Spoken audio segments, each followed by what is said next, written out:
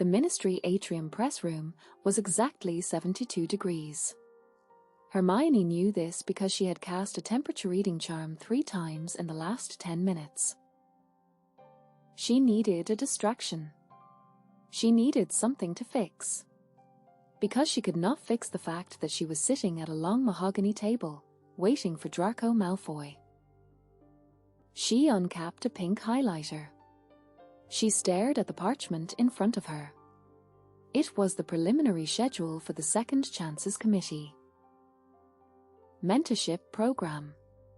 It was a brilliant initiative on paper.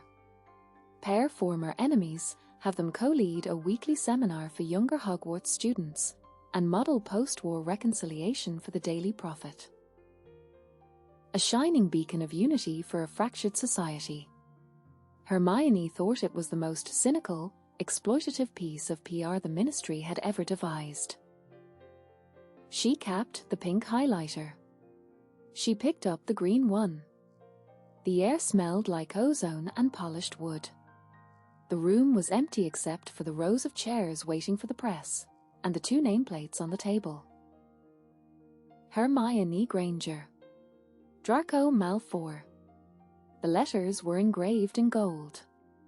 They caught the harsh light of the floating glow globes near the ceiling. She pressed the green highlighter to the parchment. It squeaked loudly in the quiet room. Smile for the cameras, Miss Granger. Hermione's hand jerked. A neon green line slashed through the Thursday afternoon schedule. She looked up. Headmistress McGonagall was standing near the edge of the stage.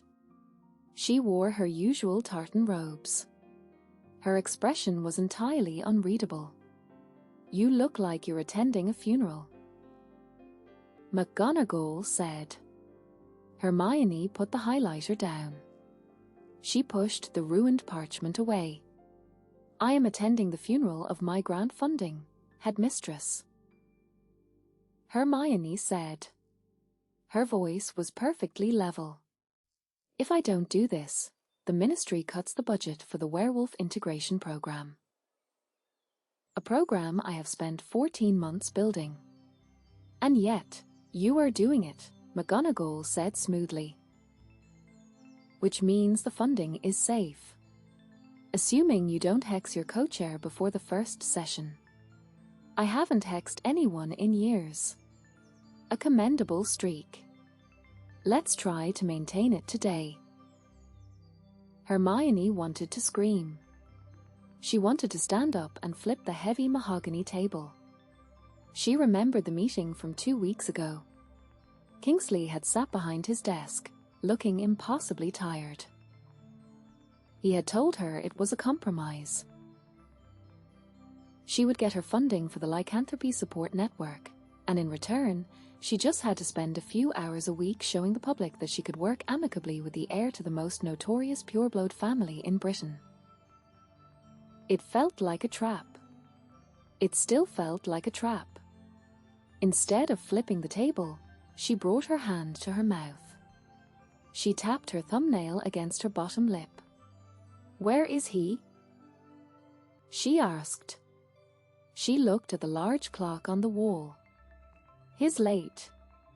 This is a Ministry press conference. There is a protocol. The press will be allowed in exactly 4 minutes. I'm sure Mr. Malfoy is on his way. He doesn't care," Hermione said. The words started spilling out, fast and sharp. "He has never cared about protocols or schedules. He thinks because his family paid a massive fine and funded a new wing at St. Mungo's that he can just waltz in whenever he pleases. He doesn't take this seriously. He doesn't take anything seriously. I waltzed in 3 minutes ago, Granger." The voice came from the shadows near the side door. It was slow. It was a drawl that made every syllable sound like an imposition. Hermione went completely still. She turned her head. Draco Malfoy was leaning against the wall. He was wearing a dark, perfectly tailored suit. No robes. Just sharp lines and expensive fabric. He looked completely bored. "I just didn't want to interrupt your monologue," he said. He pushed off the wall. He walked toward the table. His footsteps didn't make a sound on the stone floor. He pulled out the chair next to hers. He sat down. He didn't look at her. He looked at the row of highlighters lined up perfectly parallel to her notes. "4 highlighters," he said. "Are you color-coding your misery?" Hermione's jaw tightened. "I am organizing the mentorship curriculum," she said. Her voice was ice. "Since someone has to. I'm sure the children will be thrilled to know their feelings are designated by neon green." He raised a hand and twisted a heavy silver signet ring on his right index finger. He looked entirely too comfortable. Hermione hated him. She hated the way he Saturday. She hated the way he spoke. She hated that he was here, ruining the one thing she cared about this year. She hated that he looked like he had stepped off the cover of a tailored clothing catalogue, while she felt like she had been dragged backward through a hedge. "This is a minister-mandated program," Hermione said. She pulled a thick binder toward her and flipped it open. Section 4, Paragraph 12 of the Second Chances Initiative clearly states that co-chairs must establish a unified front. It requires meticulous planning. Draco leaned back in his chair. He crossed his long legs at the ankle. He blatantly ignored the binder she was pointing at. "We are a unified front, Granger," he said. "I'm here. You're here. We are both absolutely thrilled to be participating in this circus." He sounded dead inside. Hermione stood up. The scrape of her wooden chair echoed loudly in the large room. She turned to face him. She stepped into his space, leaning down over him. "Listen to me," she hissed. She could smell his cologne. Something sharp, clean, and ridiculously expensive. Cedar and bergamot. "I am not losing my funding because you decide to play the bored aristocrat," she said, keeping her voice low. "You will sit up. You will look at the reporters. And you will pretend you actually care about mentoring these students. Or I swear to God, Malfoy, I will make the rest of your mandatory community service a living nightmare." Draco looked up at her. He didn't lean back. He didn't flinch away from her anger. He was very close. She could see the faint silver ring of his irises. The corner of his mouth twitched. "Are you quite finished?" he asked quietly. Hermione opened her mouth. She had more to say. She had a 10-point list of grievances ready to go. But he wasn't looking at her like she was a nuisance. He was looking at her like she was a puzzle he hadn't expected to find on his desk. She closed her mouth and stepped back. She sat down, immediately tapping her thumbnail against her bottom lip. "Good," Draco said softly. He looked forward, toward the empty chairs. "Try not to bite through your lip before they take the photos. It ruins the aesthetic." "I don't care about the aesthetic," she snapped.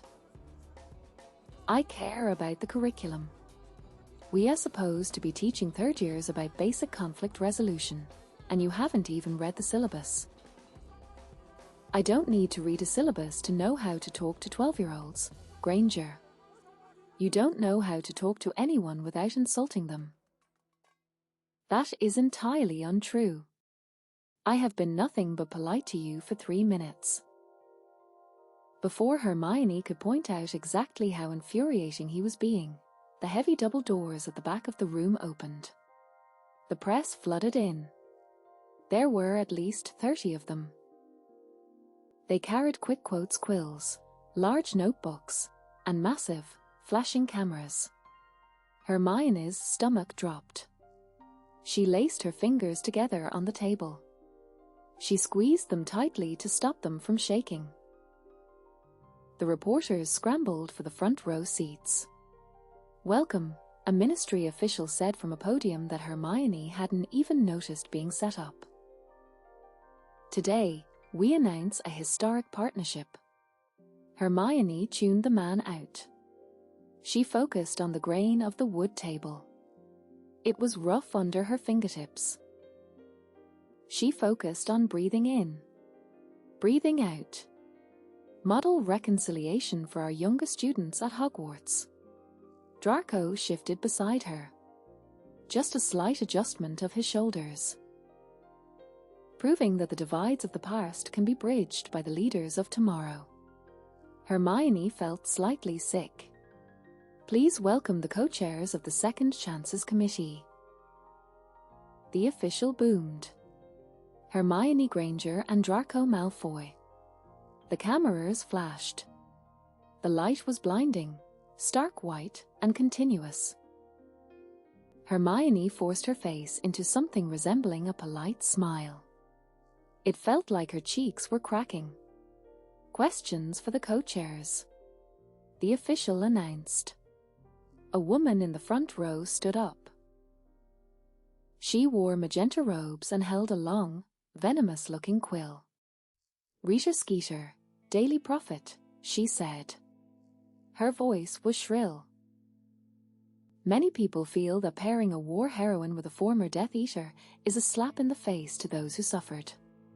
How do you justify this program? The room went completely silent. Hermione stopped breathing. The question was a trap. If she defended him, she betrayed her side. If she agreed with the reporter, she broke the mandate and lost her funding. She opened her mouth, but no sound came out. Draco leaned forward. He pulled the small microphone closer to him.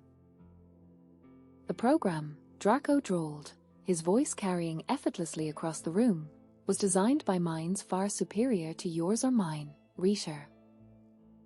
If the ministry believes that showcasing rehabilitation is the best path forward, Miss Granger and I am merely doing our civic duty." He turned his head. He looked at Hermione. "Isn't that right, Granger?"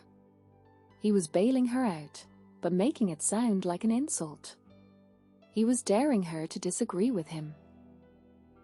She glared at him. The sheer audacity of the man was enough to shock her system back into gear. "The goal of the committee," Hermione said loudly, leaning into her own microphone, "is to ensure that the younger generation does not inherit the prejudices of the past. We are here to focus on the future." A noble sentiment. Rita said. She did not sound like she believed it. Another reporter stood up. "Mr. Malfoy, do you really believe you have anything to offer these students? Or is this just a PR stunt to keep you out of Azkaban?" Hermione saw the faint tightening of Draco's jaw. It was the only sign that the question had landed. "My community service requirements are a matter of public record," Draco said smoothly. "I am here because I was asked to be here. And because Miss Granger's unparalleled organizational skills require a steady hand to keep them grounded." Hermione bristled. "I do not need grounding," she told the microphone. "She requires constant supervision," Draco corrected, entirely deadpan. Just yesterday she tried to color-code the entire Hogwarts curriculum. A few reporters actually chuckled. Hermione turned to him, horrified. He had just turned her anxiety into a joke. He had disarmed the hostile room with a flick of his wrist and an insult directed entirely at her. "A handshake for the prophet, then?"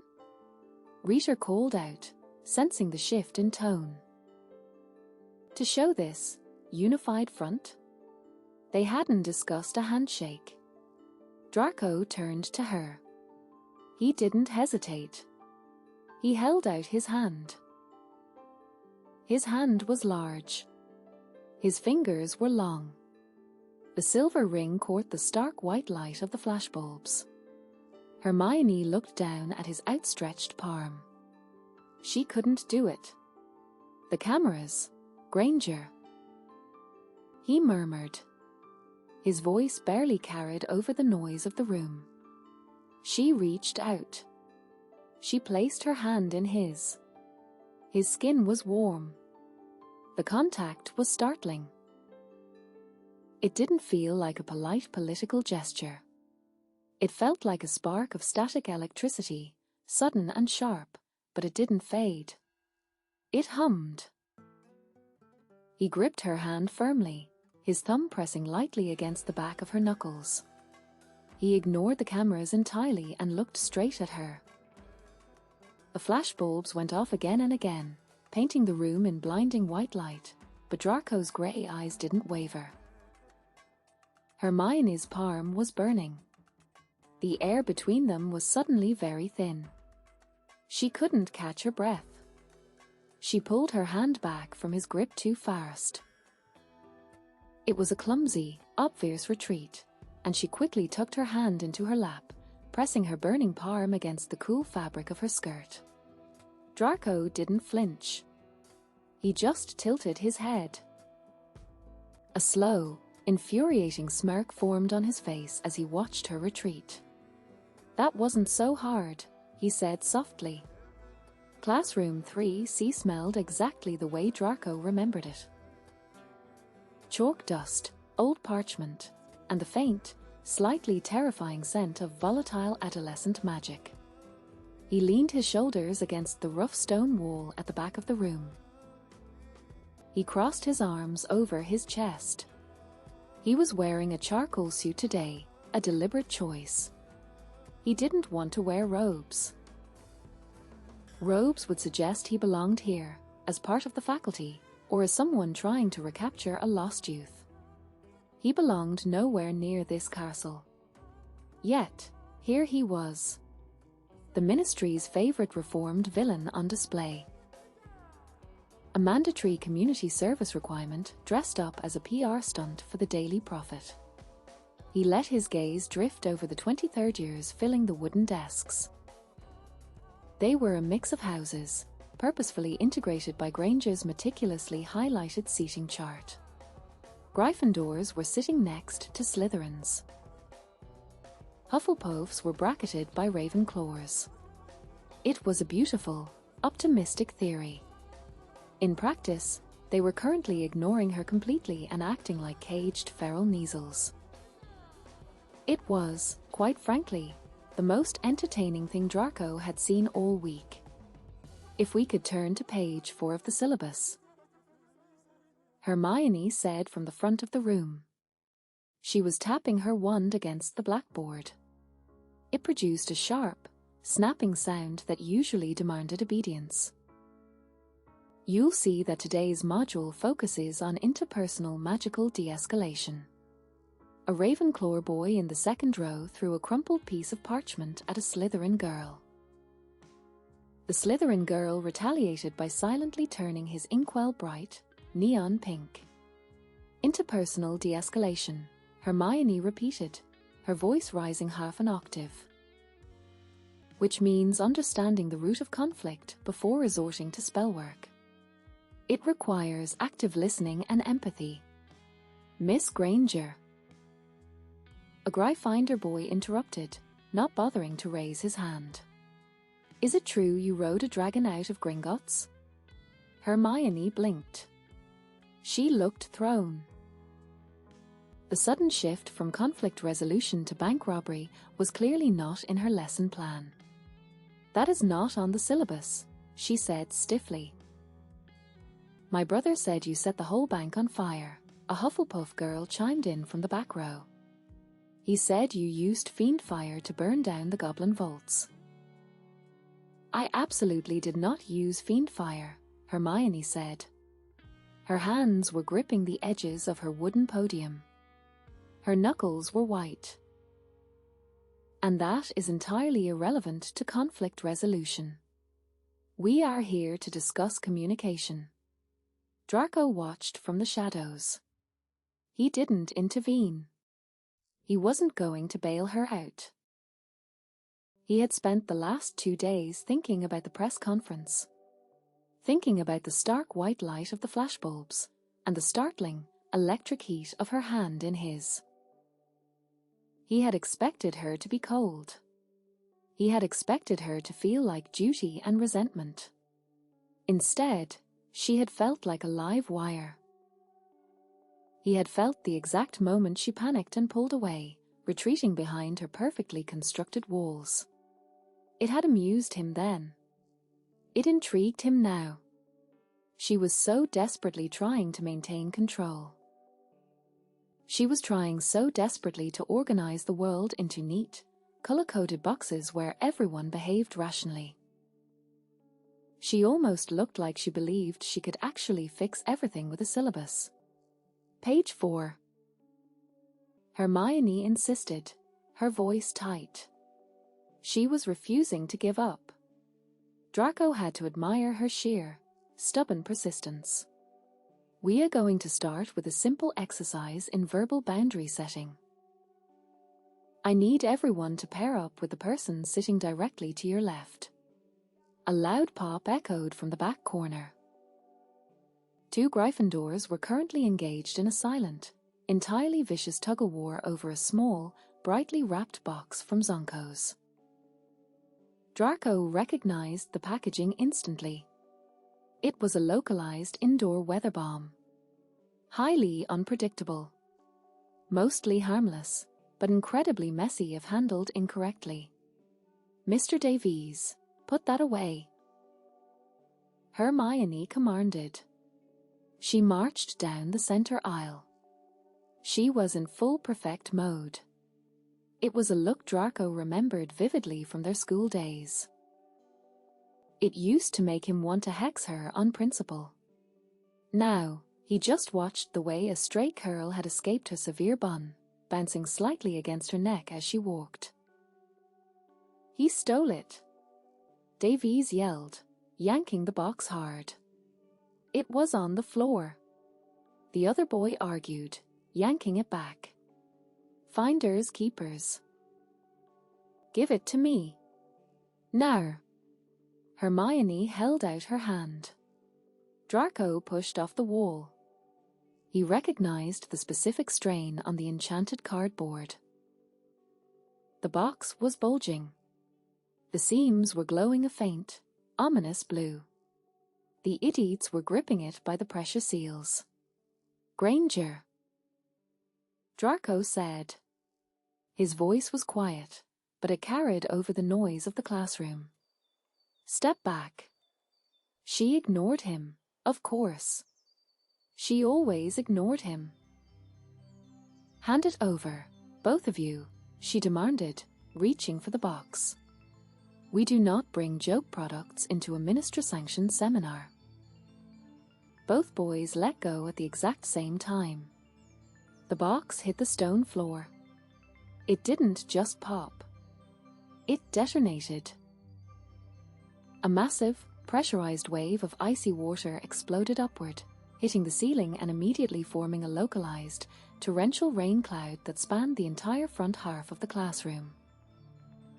The students shrieked, scrambling backward as freezing rain began pouring down on the desks, the floor, and the carefully organized stacks of syllabi.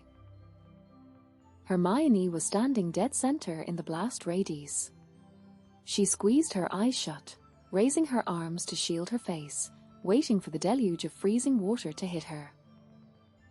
It didn't. She heard the rain hammering down. She heard the students yelling. But she was perfectly dry. She opened her eyes. Draco was standing right beside her. He hadn't run or panicked. He was holding his hawthorn wand aloft, a wordless, perfectly executed umbrella charm glowing faintly above them as the torrential rain bounced off the invisible shield and pooled around their shoes. He completely ignored the chaos to look directly at her. "I did say step back," he murmured. Hermione stared at him. Her mouth was slightly open. Her chest was heaving with a sudden breath she hadn't realized she was holding. Draco turned his attention to the room. The rain cloud was still pouring, threatening to flood the lower stone steps of the classroom. The students were laughing now, the shock wearing off, chaos fully reigning.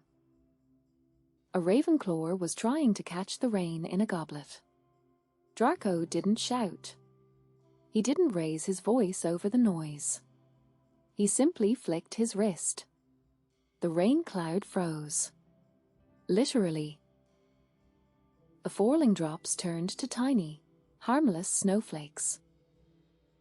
The dark, angry cloud solidified into a block of clear ice, and then, with a second, sharp flick of his wand, shattered into 1,000 glittering, harmless prisms of light that vanished before they hit the floor. The room went instantly, completely silent. 23rd years watched him, wide-eyed and terrified. They knew who he was. Draco could see it in their faces. He could read the stories playing out behind their eyes. They had grown up hearing the tales of the war. They knew about the Malfoy heir. They knew about the Death Eater marks, the trials, the dark magic. They saw the villain of their bedtime stories standing in their classroom, wielding magic without a single word. He felt the familiar, heavy weight settle in his chest. He hated that look. He hated that he had earned it. He lowered his wand. He slipped it smoothly back into the inner pocket of his suit jacket. "Davies," Draco said. His voice was a slow, quiet drawl. It wasn't angry. It was absolutely lethal in its calm. The Gryffindor boy swallowed hard, looking pale. He gripped the edge of his wooden desk. "Yes, sir?" That was a standard grade 3 Zonko's weather bomb. Draco said, pacing slowly to the front of the room. He moved with a lazy, predatory grace that commanded every eye in the room. He didn't look at Hermione. He kept his focus entirely on the students. The casing is designed to withstand a drop of exactly 3 feet. It fell 4.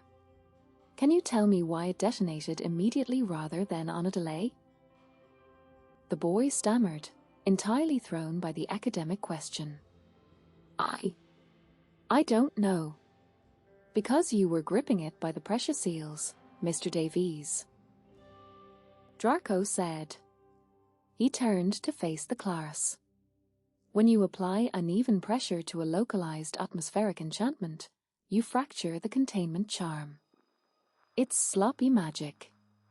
It's careless.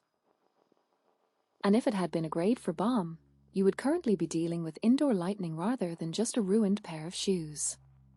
The class was dead silent. Nobody moved. Nobody breathed. This committee, Draco continued, his gaze sweeping over the students, is not a social club. It is not an opportunity for you to practice being a public nuisance. It is not a free period for you to throw parchment at your peers. He walked back toward the podium. He stopped next to Hermione.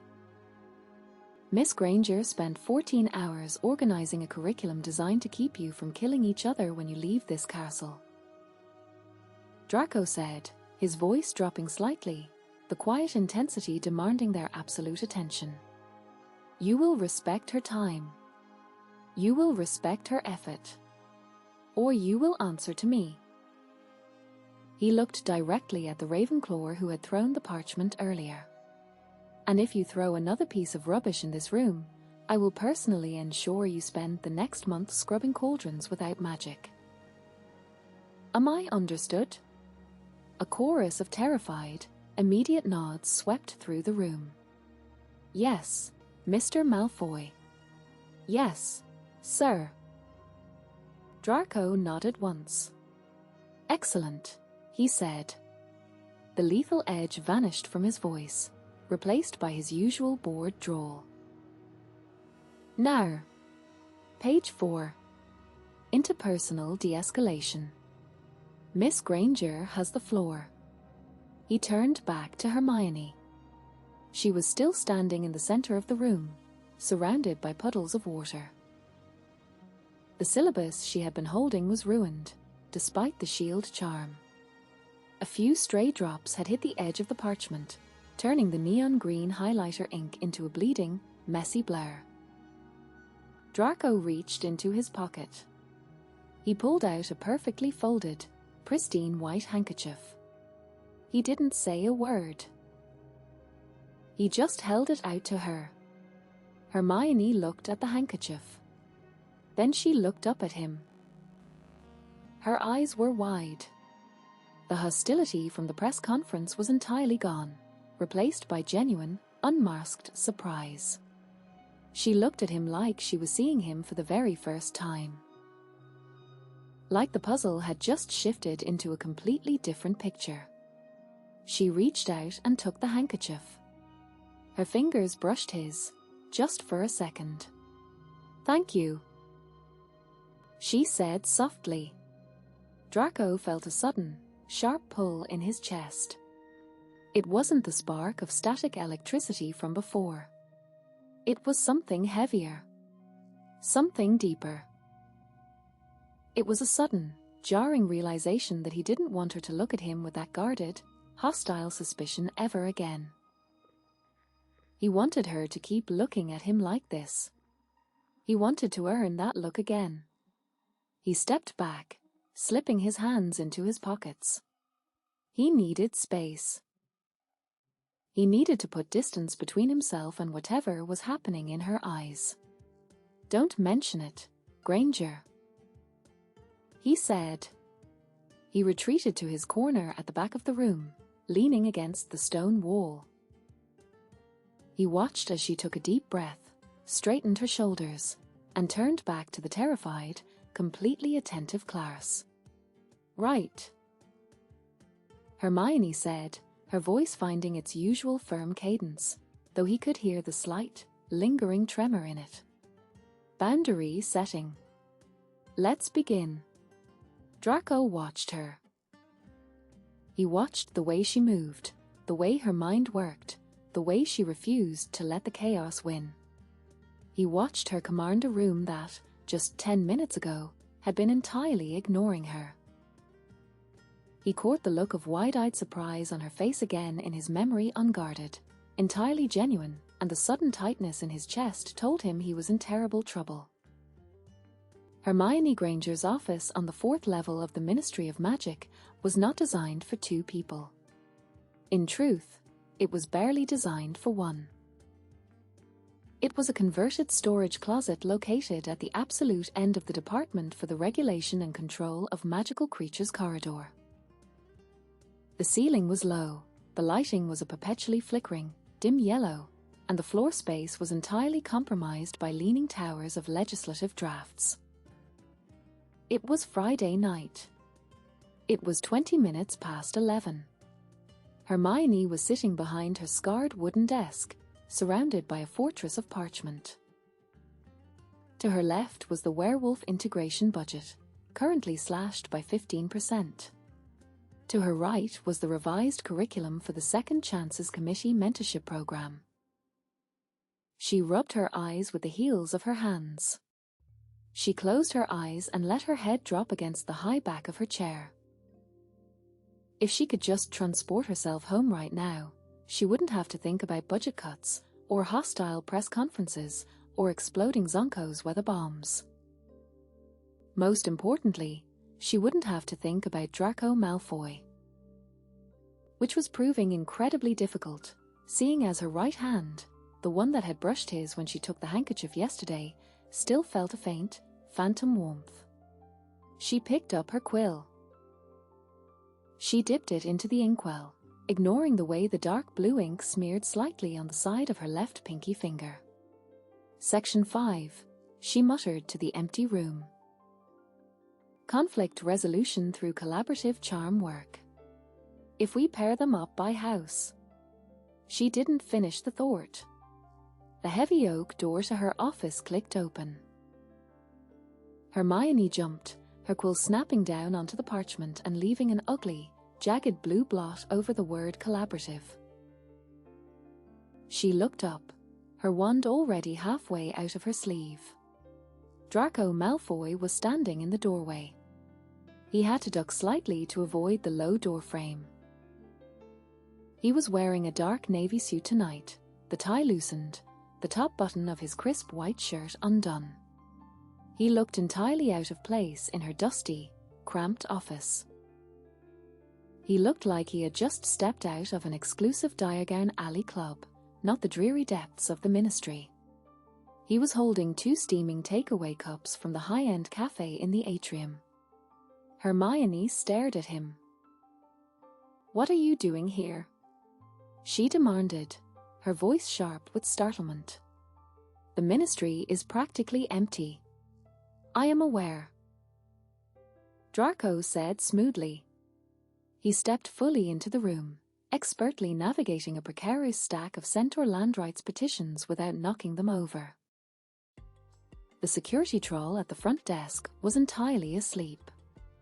"I could have stolen the minister's favorite chair and walked right out the front door." "Malfoy," Hermione said, her tone warning. "Granger," he replied, matching her tone exactly. He reached her desk. He didn't ask for permission. He simply moved a stack of werewolf files to the side and set one of the takeaway cups down right in front of her. "You look like you're about to collapse into a pile of your own bureaucratic misery," he observed, leaning against the edge of her desk. Hermione looked down at the cup. It was a standard paper cup, but the air immediately smelled of Earl Grey, bergamot, and a sharp hit of peppermint. It was exactly how she took her tea. She looked back up at him. "How did you know?" she asked, her voice faltering slightly. "Know what?" "My tea. Earl Grey with a dash of peppermint." Draco picked up his own cup. It was black coffee. He took a slow sip. "You ordered it from the cart on Tuesday before the press conference," he said. His voice was entirely casual. "You ordered it twice. You left the first one on the podium when you were busy panicking over the seating chart." He had noticed. He had noticed, and he had remembered, and he had brought it to her on a Friday night. Hermione felt completely unbalanced. "I don't need tea," she said defensively, crossing her arms over her chest. "I need to finish this curriculum. If I don't map out the rest of the month tonight, I'll have to work through the weekend, and I refuse to spend my Saturday agonizing over how to keep Davies from blowing up another classroom." Draco sighed. It was a long, deeply put-upon sound. "You are aggressively stubborn," he said. He didn't leave. Instead, he pulled out his wand, pointed it at the rickety wooden chair on the opposite side of her desk, and transfigured it with a lazy flick of his wrist. The hard, uncomfortable chair expanded, shifting into a plush, dark leather armchair. He sat down in it. He crossed his long legs at the ankle. "What are you doing?" Hermione asked, her voice rising in pitch. "I am sitting," Draco drawled. "It's a fairly common human activity. You should try it. You've been hovering over that parchment for 20 minutes. You can't stay here," she said, pointing her ink-stained finger at him. "This is my office. I am working. We are co-chairs, Granger." He reminded her. He leaned forward, plucking her ruined draft off the desk. He held it up, inspecting the jagged ink blot. "And considering this is meant to be a joint effort, I thought it was highly unfair that you were having all the fun on a Friday night." "Fun?" she repeated, genuinely incredulous. "You think drafting a 40-page behavioral matrix is fun?" "I think watching you try to draft a 40-page behavioral matrix is fun," he corrected smoothly. He dropped the parchment back onto the desk. "Hand me the lesson plan for week 3. If I have to endure this program, I am not doing it unprepared." Hermione looked at him. She was searching his face for the joke, for the sneer, for the underlying insult. There wasn't one. He just looked expectantly at her, his hand held out. She slowly reached into a folder and pulled out a stack of notes. She handed them across the desk. Their fingers didn't brush this time. She made sure of it. She dropped the papers into his hand and immediately pulled back, picking up her quill again. They worked in silence for 20 minutes. It was a strange, heavy silence. The only sounds were the furious scratching of Hermione's quill and the slow, rhythmic sound of Draco turning pages. The office was small. The air felt thick. The scent of his cologne cedar and bergamot mixed with the smell of the old parchment and her peppermint tea. It was distracting. It was entirely distracting. She found herself glancing up at him every few minutes. He was reading her notes. Actually reading them. His brow was slightly furrowed, and he was unconsciously twisting the heavy silver signet ring on his right hand. The same ring that had caught the flashbulbs. The same hand that had held hers. This section on defensive shielding. Draco said suddenly, breaking the silence. Hermione jerked, her quill freezing on the page. "What about it?" He looked up from the parchment. "It's too defensive. You're teaching them how to block, but you're not teaching them how to disarm an active aggressor before the spell is cast. The point of the curriculum is de-escalation," Hermione argued, slipping back into her comfortable, familiar logic. "We don't want to encourage them to fire first. If a 14-year-old is coming at you with a Jellileg's jinx, talking about their feelings isn't going to stop the hex, Granger. So you suggest we teach them to just hex back?" "I'm suggesting," Draco drawled, leaning back in the leather chair, "we teach them a localized expelliarmus that triggers on kinetic movement. If someone draws a wand aggressively, it immediately flies out of their hand." Hermione blinked. "That's..." she started. "Brilliant," he offered helpfully. "A highly advanced aura tactic," she corrected. "Third years can't cast a kinetic expelliarmus. They could if I taught them. You can't just teach children advanced combat magic." "Are you actually suggesting we teach them ethical hexing?" Draco asked, his mouth twitching into a smirk. "I'm suggesting we stick to the syllabus. I'm suggesting, Granger, that they already know how to hex each other," Draco said, his voice dropping slightly, losing the sarcasm. "We might as well teach them not to miss. If they feel entirely capable of defending themselves, they won't panic. Panic causes the explosions. Confidence causes restraint." Hermione opened her mouth to argue. She closed it, looking at him. He was right. It was a completely unconventional, entirely Slytherin approach to a Gryffindor problem, and it was entirely correct. She acknowledged it only by tapping her thumbnail against her bottom lip. Draco's eyes dropped to her mouth. He watched the movement, his gaze darkening slightly. The door to the office banged open. Hermione jumped violently, knocking her inkwell over. The blue ink spilled across the desk, completely ruining the budget report for the werewolf program. "Oh, for God's sake!" Hermione groaned, grabbing her wand and vanishing the mess. Harry Potter was standing in the doorway. He was wearing his aura robes, though they looked like he had slept in them. His hair was sticking up in every direction, and his glasses were slightly askew on his nose. He was holding a thick, manila folder.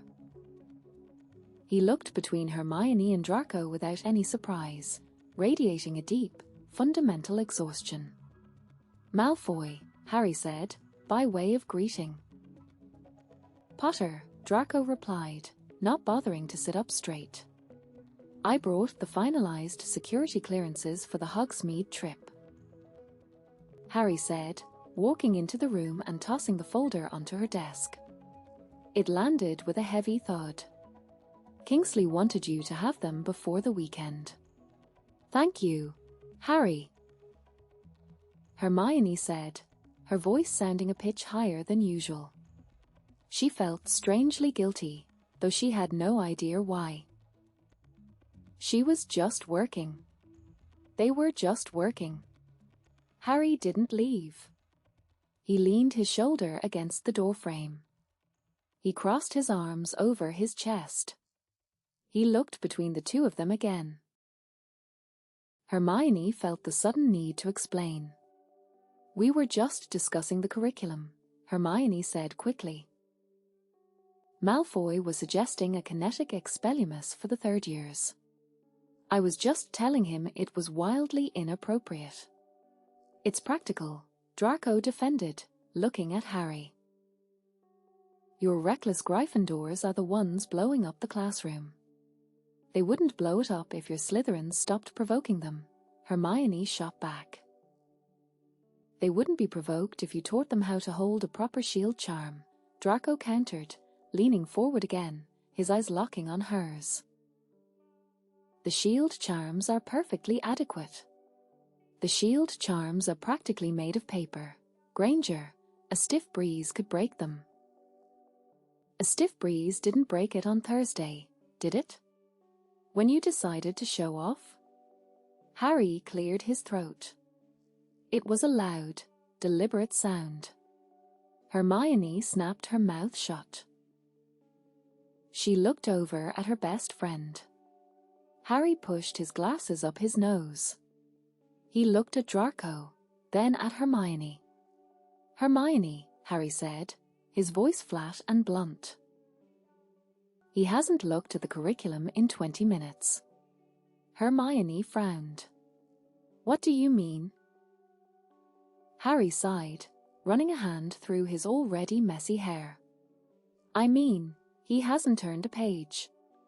He's just looking at you. Please put the binder down. You're giving me a headache." The office went completely silent. Hermione felt all the blood rush to her face. It was a hot, sudden flush that burned the tips of her ears. She turned to look at Draco. He wasn't looking at the papers in his lap. He hadn't been looking at them. Harry was right. Draco was perfectly still. The drawling, arrogant mask had completely vanished. He looked court. He looked entirely, painfully exposed. Harry pushed off the door frame. "I'm going home," Harry announced to the room at large. "Try not to burn down the ministry." He turned and walked out, pulling the door shut behind him. The click of the latch sounded like a gunshot in the quiet room. Hermione couldn't breathe. The air was too thick. The walls of the office were too close. The smell of cedar and peppermint was suddenly entirely overwhelming. She looked at Draco. He was still looking at her. The banter was gone. The arguments were gone. There was just a heavy, charged silence stretching tightly between them, humming like a physical wire. He didn't look away. He leaned forward, slowly. The movement was deliberate. "Granger," he said softly. His voice was different. It wasn't the drawl. It was low and rough, and it sent a shiver straight down her spine. He reached across the desk. His hand hovered over hers. He didn't touch her, but the proximity was enough to make her skin burn. She panicked. The carefully constructed walls in her mind slammed back into place, a frantic, desperate defense mechanism. She couldn't do this. She couldn't handle this. Not now. Not with him. She grabbed the stack of curriculum files from the center of the desk, standing up so abruptly her chair scraped loudly against the floor, and practically shoved the files into his chest. "I think we're done for tonight," Hermione said. Her voice was breathless, panicked, and entirely too loud. "You can take these. Read them over the weekend. I need to go." Draco took the files. He didn't say anything. Hermione completely missed the flash of hurt that crossed his face, hidden immediately as the cold, arrogant mask slid perfectly back into place. "Of course, Granger," he said. His voice was ice. He stood up. He didn't look at her again. He turned and walked out of the office, disappearing into the dark corridor. Hermione stood alone in the quiet room, her heart hammering violently against her ribs. Draco Malfoy had spent the last 5 days perfecting the art of professional distance. It was a survival mechanism. He was exceptionally good at it. He had spent his entire adult life building impenetrable, icy walls to keep the rest of the world out. Rebuilding the one between himself and Hermione Granger after she had practically shoved him out of her office on Friday night should have been effortless.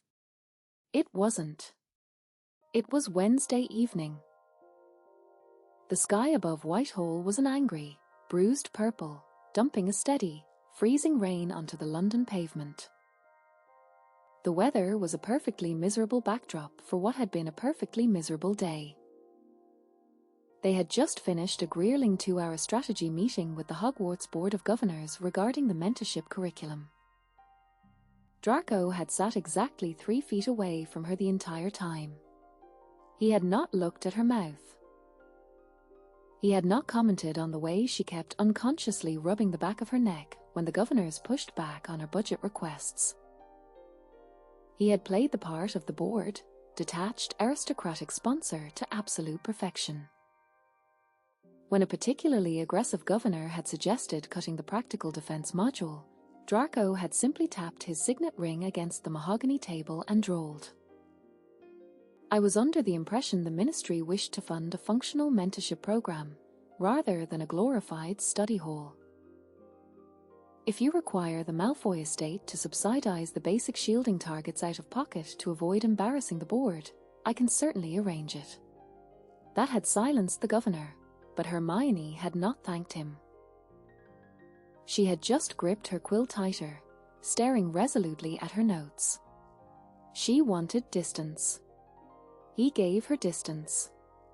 He had let her retreat behind her paperwork. He had given her a fortress, retreating to stand under the stone archway of the visitor's entrance instead of walking to the apparition point like he was supposed to. He should be going home to a quiet manor, pouring himself a very expensive glass of fire whiskey, and completely ignoring the phantom smell of peppermint tea that had been haunting him since Friday. Instead, he was standing in the shadows, watching her. Hermione was still inside the atrium lobby. She was juggling 3 thick, overflowing folders of creature rights legislation alongside the heavy Second Chances Committee binders. She looked exhausted.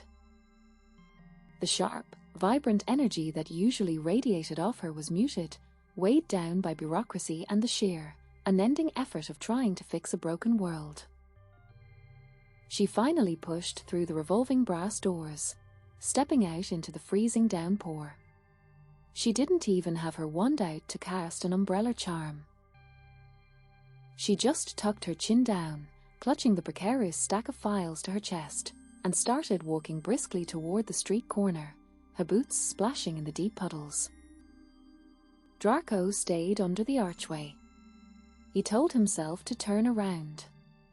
He told himself it wasn't his problem. She was perfectly capable of walking to the apparition point alone. Then, the shadows across the street moved. 6 figures stepped out from the alcoves of the neighboring buildings. They weren't wearing ministry robes. They were wearing dark trench coats, holding quick quotes quills and massive, bulky magical cameras. The prophet. Draco's jaw tightened. He recognized the predatory shuffle of a press ambush. It was a maneuver he had been subjected to countless times during his family's trials. They waited in the dark, caught you when you were tired, and fired questions designed to provoke a violent reaction. They converged on Hermione the moment she stepped off the curb. "Miss Granger!" A wizard with a sharp, rat-like face shouted, physically blocking her path. "Is it true the werewolf integration budget was slashed to fund your vanity project with a Malfoy heir?" Hermione stopped abruptly, clutching her files tighter. The rain was already soaking into the shoulders of her coat. The Second Chances Committee is not a vanity project, and the budget reallocations were. What about the rumors that you're only pushing creature rights to compensate for your trauma at Malfoy Manor? A witch with a shrill voice interrupted, shoving a floating microphone directly into Hermione's face. "Is it true you still suffer from night terrors?" Draco went completely still. The air in his lungs turned to ice. He didn't make a conscious decision to move. He didn't weigh the political consequences, or the optics, or his mandate. He simply moved. "Are you forcing this mentorship program to prove you've forgiven the people who tortured you?" Another reporter yelled over the rain, stepping aggressively into her personal space. "Or is it true that the ministry is forcing you to play nice with Death Eaters to secure your funding?" Hermione's face went sheet white. She took a step back, her boots slipping slightly on the wet pavement. Here she started. Her voice was thin. It wasn't the sharp, commanding voice that argued with him over color-coded syllabi. It was the voice of someone who had just been violently shoved back into the darkest corner of her own mind. That isn't. Is the mudblood legislation just a personal vendetta, Miss Granger?" The shrill witch demanded. The flashbulbs erupted, blinding and stark white, capturing the exact moment her composure shattered.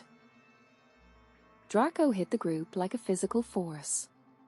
He didn't draw his wand. He didn't need to. He stepped directly in front of Hermione, turning his back to her and forming an impenetrable, solid wall between her and the press.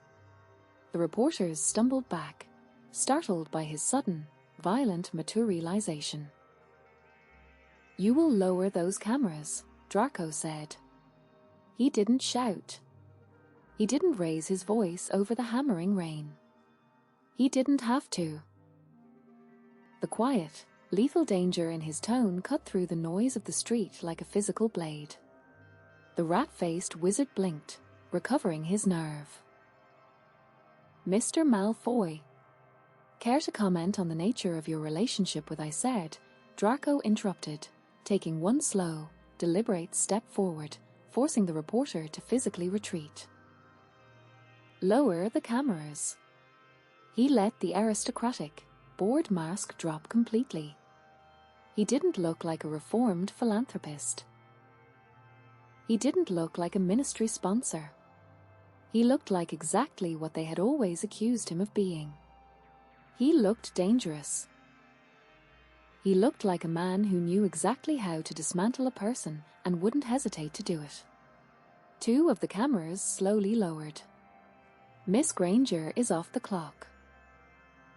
Draco drawled, his voice laced with absolute venom. He memorized every single face in the small crowd, his grey eyes memorizing their press badges. She is not taking questions. She is not entertaining your entirely baseless, libelous speculation. The public has a right to know if the heroine of the war is mentally fit to run a department. The shrill witch argued, though she took a cautious step back. If you finish that sentence, Draco said, his voice dropping to a whisper that somehow carried perfectly through the freezing downpour. I will personally ensure that your editor receives a detailed, legally binding audit of every galleon the Prophet has received in the last 10 years. My family's solicitors are notoriously thorough. They will dismantle your career, your savings, and your reputation before breakfast. He held the wizard's gaze. The air around them felt heavy, suffocating with the roar, barely contained magic rolling off Draco's shoulders. The streetlights flickered above them, reacting to the sudden surge of ambient power. Do we understand each other? Draco asked softly. The wizard swallowed hard.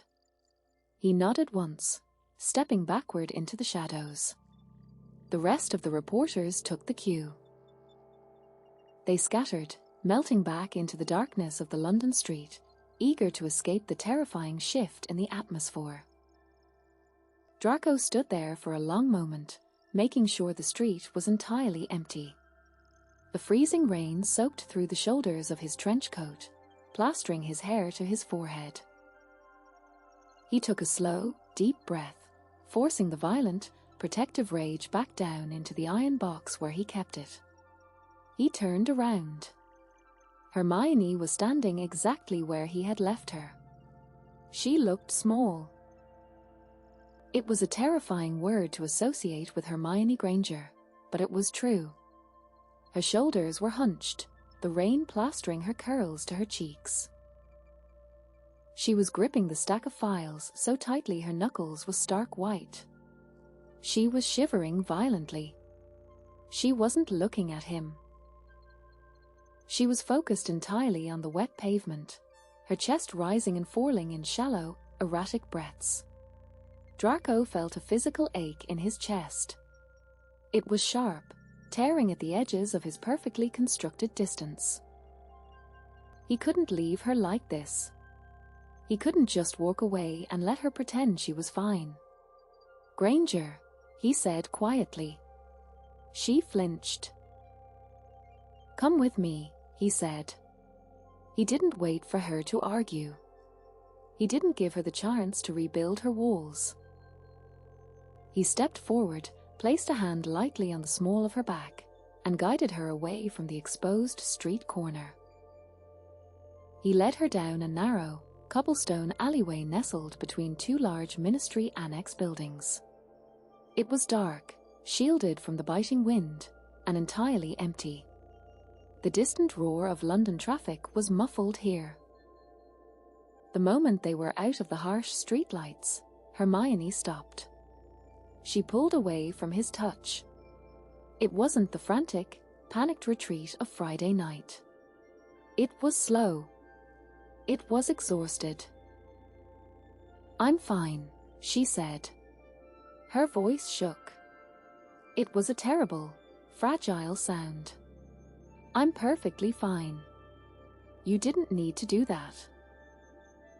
They were completely out of line. They are reporters. That is what they do. She tried to adjust her grip on the heavy folders, but her hands were trembling violently. I need to get home. I need to review the werewolf budget before tomorrow morning. Kingsley wants the revisions on his desk by 8. She took a step forward, trying to walk past him to reach the alley's exit. Her boot caught on an uneven, slippery cobblestone. She stumbled. She didn't fall, but she lost her grip on the files. The folders spilled out of her arms, hitting the wet cobblestones with a heavy, wet slap.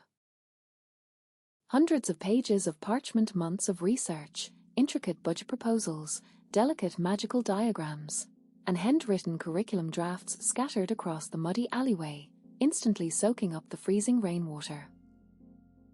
Hermione went completely still. She looked down at the ruined, muddy parchment. She didn't move. She didn't speak. She just stood there in the downpour, looking at the physical manifestation of all her desperate, exhausting effort being destroyed in the mud. Then, very slowly, she brought her hands up and pressed the heels of her palms against her eyes. A small, broken sob escaped her throat. It was the most devastating sound Draco had ever heard. It cracked his chest wide open, shattering the last remnants of his aristocratic distance into dust. Without hesitating, he dropped to his knees right into the freezing, filthy puddle at her feet, abandoning his bespoke suit to rescue the ruined parchment.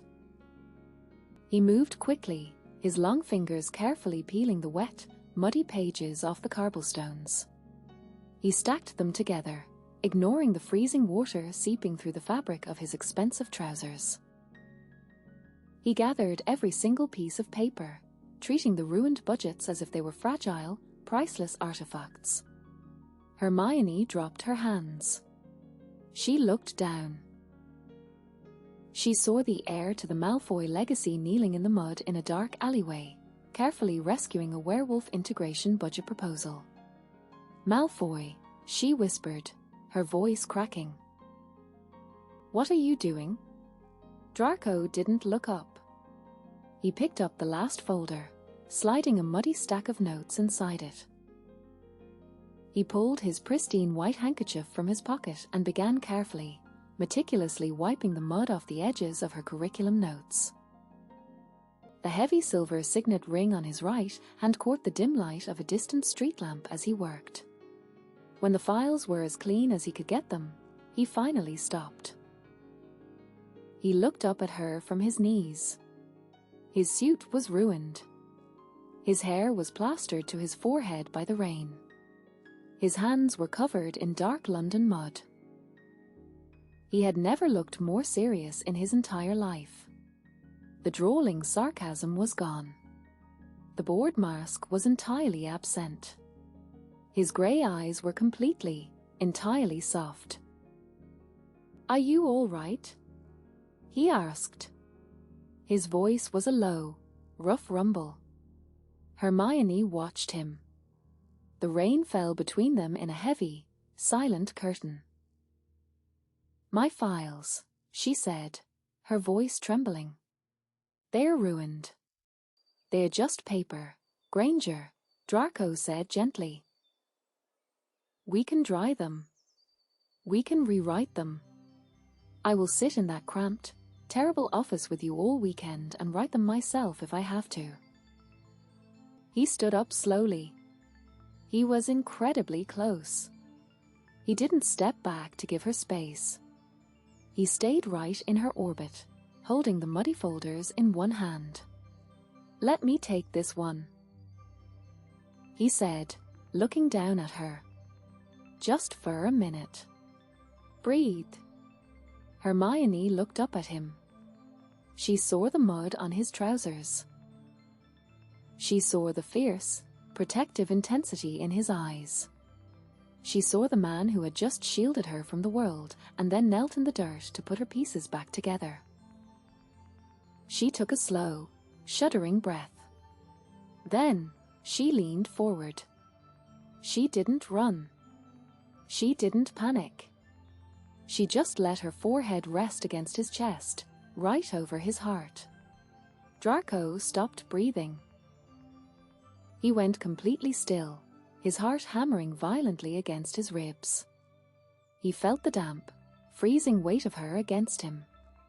He felt the slight tremor in her shoulders. Slowly, carefully, terrified of breaking the spell, he raised his free hand. He placed it tentatively against the back of her coat. She didn't pull away. She just exhaled, a long, shaky sigh that seemed to release 1,000 pounds of tension, and leaned a fraction of an inch closer into his warmth. Draco closed his eyes, resting his chin lightly on the top of her wet curls. He held her in the dark, muddy alleyway as the rain hammered down around them. He held her, and he knew, with a terrifying, absolute certainty, the exact moment she stopped fighting it. Because he had stopped fighting it, too. The annual Ministry of Magic Autumn Gala was, historically, Hermione Granger's least favourite event of the year. It was a staggering display of bureaucratic excess, featuring floating chandeliers, champagne fountains that never ran dry, and a string quartet playing classical waltzes that no one actually danced to. It was an event designed exclusively for politicians to shake hands, exchange favours, and pretend they liked each other for 4 agonizing hours. Hermione usually lasted 45 minutes before retreating to the library. Tonight, she hadn't even made it past the coat check before her exit strategy evaporated. She was standing near the edge of the ballroom, holding a crystal flute of champagne she had no intention of drinking. She was wearing a floor-length gown of deep, shimmering emerald silk. It was entirely too formal for her usual taste, but Parvati had insisted, citing the need for armor. If she was going to survive an entire evening in the public eye. The silk felt heavy against her skin. The music was too loud. The air was thick with expensive perfume and the low, buzzing hum of political gossip. And all she could think about was the fact that Draco Malfoy was standing directly across the room. He was wearing a bespoke black tuxedo. It was a muggle cut, completely lacking the traditional flair of wizarding dress robes, and it made him look devastatingly sharp. He was leaning against a marble pillar, a tumbler of fire whiskey in his hand, looking entirely bored as a junior undersecretary droned on beside him. He hadn't spoken to her since Wednesday night. They had finished the curriculum over a series of brief, highly efficient outpost exchanges. He hadn't come to her office. He hadn't shown up unannounced with tea. He had given her space. It was exactly what she had wanted. It was driving her absolutely out of her mind. She took a tiny sip of her champagne, her eyes darting across the room again. Draco was no longer looking at the undersecretary. He was looking at her. He had been looking at her for 20 minutes. It wasn't a casual glance. It was a heavy, hooded, entirely deliberate stare that seemed to bypass the crowded ballroom entirely. It felt like the air between them was pulled tight, vibrating with the same crackling static electricity she had felt during the press conference. Hermione swallowed hard, her pulse jumping erratically against her throat. She looked away, desperately trying to focus on the conversation happening to her left. Kingsley Shacklebolt was discussing international cauldron thickness standards. It was the most boring conversation in the history of the world, and she forced herself to listen to every single word. Miss Granger. The drawl was right beside her ear. Hermione jumped, nearly spilling her champagne down the front of her emerald silk dress. She spun around. Draco was standing right there. He had crossed the room in absolute silence. He was close. He was entirely too close. She could smell the sharp, clean scent of cedar and bergamot, cutting perfectly through the stifling floral perfumes of the ballroom. Malfoy, she said. Her voice was breathless. She hated that it was breathless. He didn't step back to give her space. He looked down at her, his grey eyes dropping to the neckline of her dress for a fraction of a second before snapping back up to meet her gaze. The prophet sent a photographer. Draco said smoothly, his voice pitched low enough that only she could hear it over the music. He's currently hovering near the ice sculpture, looking desperately for a story. Hermione followed his gaze. Sure enough, a wizard with a massive camera was trying to subtly angle himself toward their corner of the room. "We're co-chairs of a ministry program," Hermione said, trying to inject some professional rigidity back into her spine. "Standing near each other is hardly scandalous. Standing near each other is boring," Draco corrected. He raised his left hand, holding it out to her. "Dance with me, Granger." Hermione looked at his hand. It was the same hand that had gripped hers at the press conference. The same hand that had carefully, meticulously wiped the London mud off her ruined budget proposals 3 days ago in a dark alley. "I don't dance," she said automatically, her voice tight. "You do," he countered. "You just don't like to. There is a distinct difference. Malfoy, we don't have to. The mandate requires a unified front, does it not?" Draco interrupted. He stepped a half-inch closer. The proximity was dizzying. "Give them a photograph of us playing nice, and they'll leave us alone for the rest of the night. It's a strategic maneuver." It was a terrible idea. It was the worst idea he had ever had. She looked up at him. The bored, aristocratic mask was firmly in place, but there was a dark, intense heat burning right behind his eyes. He wasn't asking for the cameras. He was asking for himself. Hermione placed her champagne glass on a passing waiter's tray. She took a slow, deep breath, trying to steady the frantic hammering of her heart. She placed her hand in his. His fingers closed around hers immediately. His grip was firm, warm, and entirely possessive. He didn't hesitate.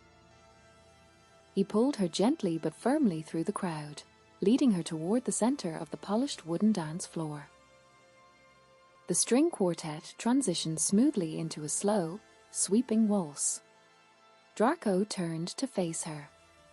He didn't leave the polite, respectable foot of distance between them that was customary for a formal ministry dance.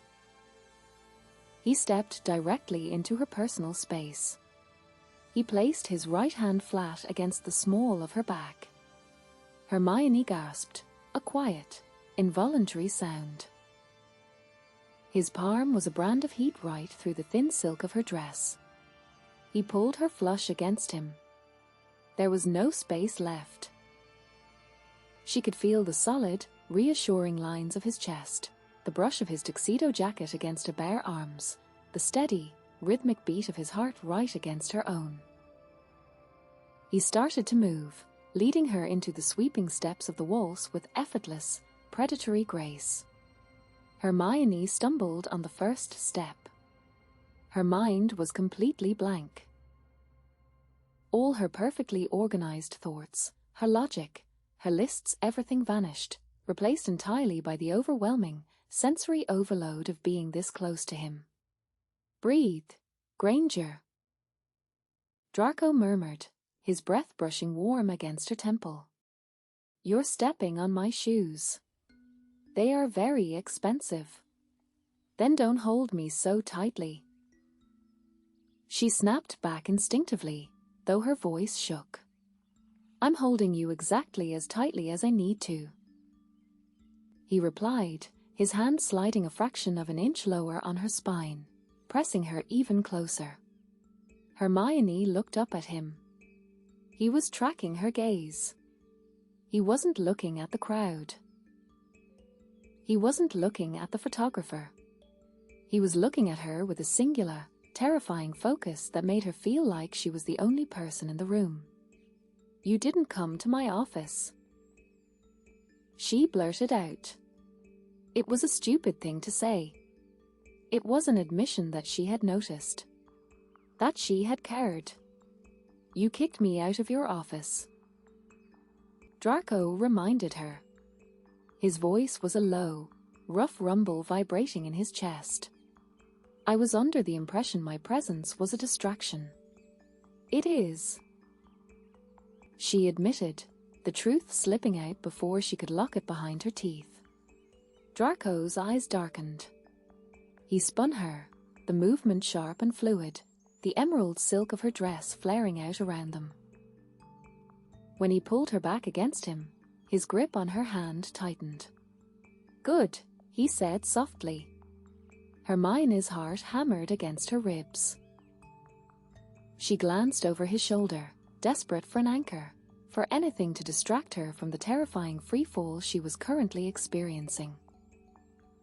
Harry Potter was standing near the champagne fountain. He wasn't talking to anyone. He was watching them. He caught her eye across the crowded ballroom, raised a single, expressive eyebrow, and pointedly dropped his gaze to where Draco's hand was firmly plastered to the small of her back. Hermione felt a hot flush of color flood her cheeks. "Stop looking at Potter," Draco commanded, his voice suddenly sharp. He guided her into a turn, physically maneuvering her so that her back was to Harry. "He's watching us," Hermione protested weakly. "Everyone is watching," Draco corrected. "Let them." He swept her across the floor, moving them away from the center of the room. He didn't break eye contact. The air between them was no longer just static electricity. It was a physical weight, heavy and intoxicating. "You are infuriating," Hermione whispered, her voice barely carrying over the music. "You are currently clutching my shoulder like a life raft." Draco replied, his thumb tracing a slow, deliberate circle against a spine. "I think you're rather enjoying being infuriated." She was. She was terrified by how much she was enjoying it. The song ended. The final notes of the cello faded into the buzz of the ballroom. Draco didn't let her go. The polite applause swelled around them, but he didn't step back. He kept his hand firmly on her waist, his fingers tangled in hers. "The dance is over," Hermione managed to say, her throat tight. "Is it?" Draco asked. He didn't wait for her to answer. He shifted his grip, pulling her gently toward the edge of the dance floor. He led her away from the lights, away from the glittering chandeliers, slipping behind a heavy velvet curtain that shielded a small, shadowed alcove near the tall arched windows of the ballroom. The noise of the gala immediately muffled, replaced by the sound of the rain beating against the glass panes. It was dark. It was quiet. And they were entirely alone. Draco let go of her hand. He stepped closer, backing her slowly into the shadows until her shoulders met the cool stone of the wall. He didn't touch her. He didn't have to. The proximity was overwhelming. He braced one hand against the stone wall beside her head, trapping her in his space. Hermione couldn't breathe. She looked up at him. The dim light from the window caught the sharp angles of his face, the pale silver of his eyes. He looked completely, utterly undone. The mask was gone. The distance was gone. There was only the raw, undeniable reality of what had been building between them since the moment he had first walked into that press room. "Malfoy," she whispered. "Don't," he said quietly. His voice was a rasp. "Don't tell me to leave. Not this time." He raised his free hand. Slowly, carefully, he reached out. He brushed a stray curl away from her face, tucking it gently behind her ear. His fingers were warm against her skin. His thumb lingered, tracing the sharp line of her jaw. Hermione closed her eyes at the contact. A violent shiver traced its way down her spine. She leaned into his touch. It was an infinitesimal movement, but it was an answer. Draco exhaled sharply. He leaned in. The scent of cedar and fire whiskey wrapped around her, entirely intoxicating. She could feel the heat radiating off him. She could feel the rough fabric of his tuxedo jacket brushing against the silk of her dress. His gaze dropped to her lips. Hermione tilted her head up, her pulse roaring in her ears, her own eyes fluttering shut as she waited for the inevitable collision. "Miss Granger?"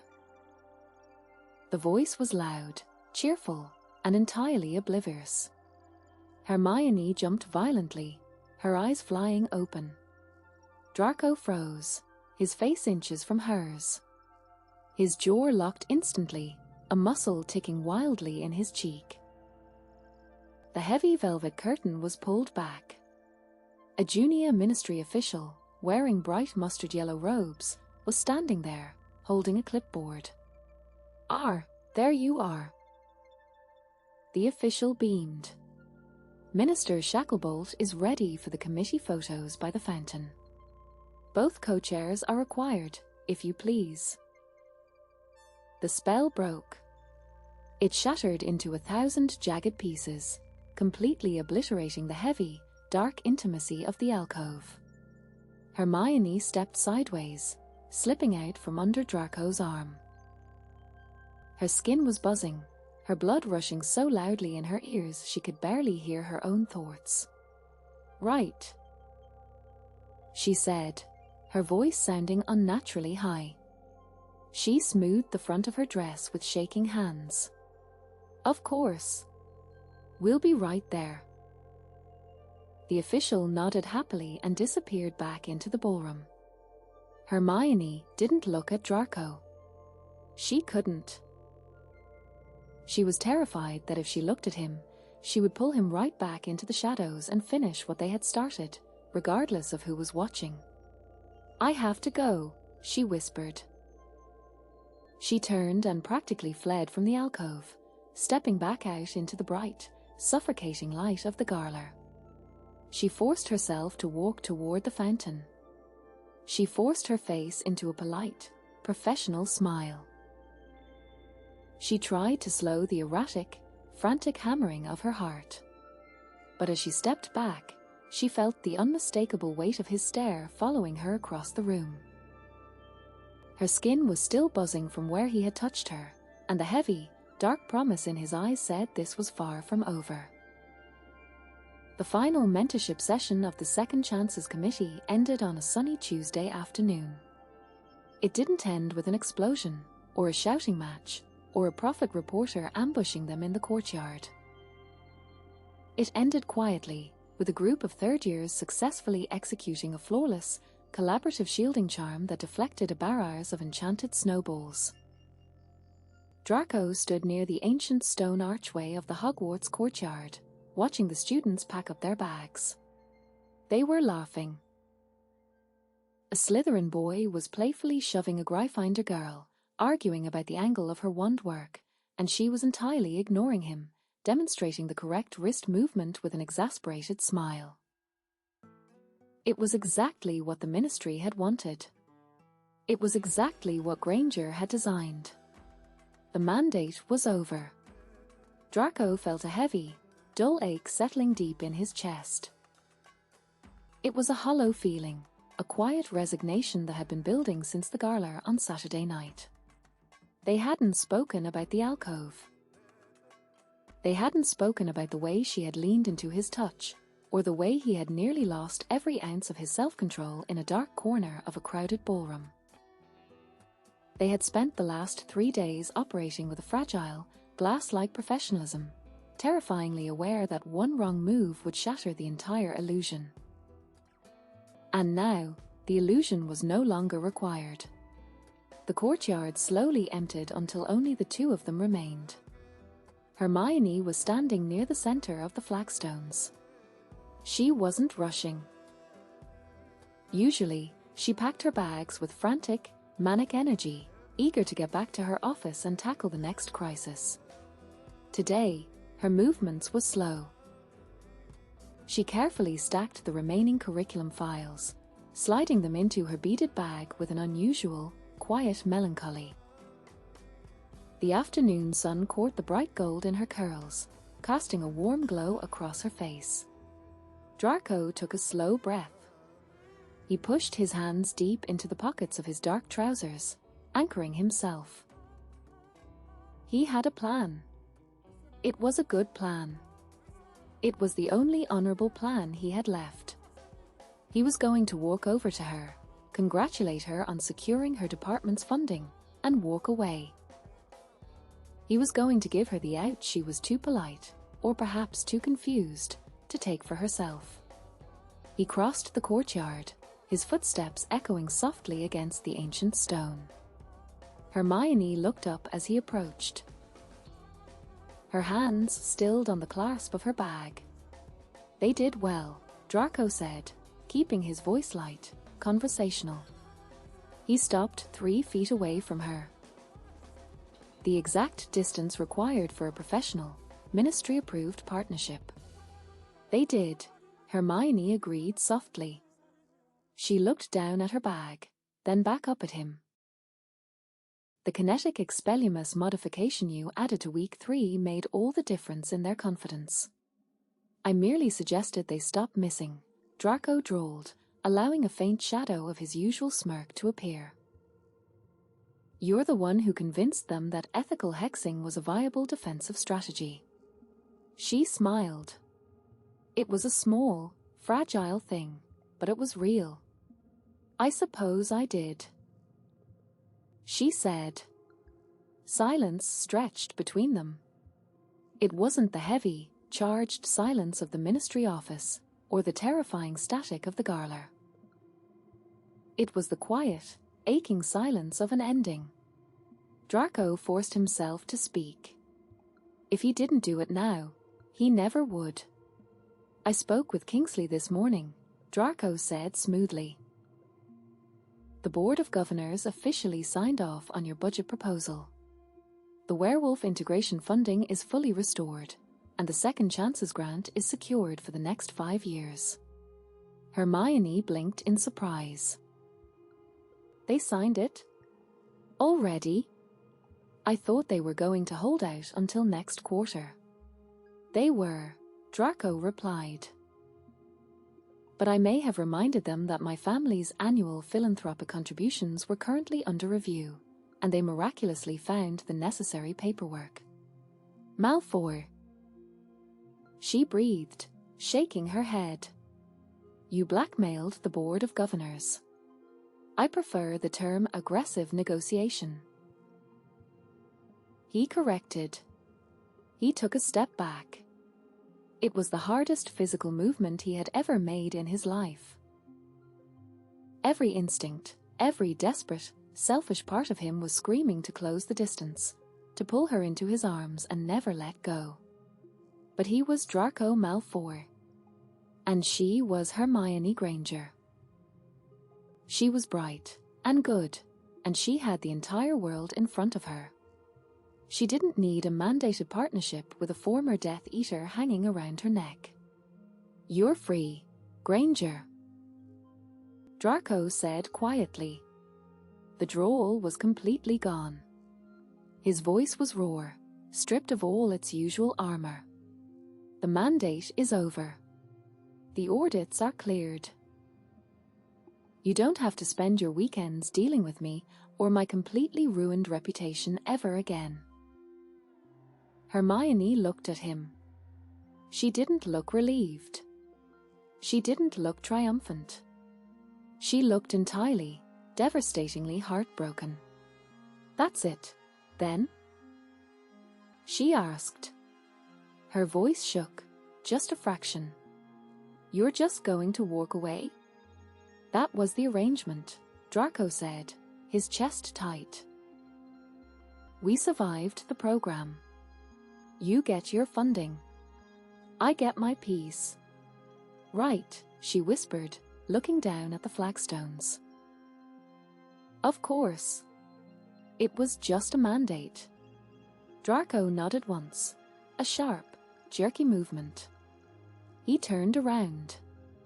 He forced his feet to move, walking toward the heavy oak doors leading back into the castle. He made it exactly 4 steps. Malfoy.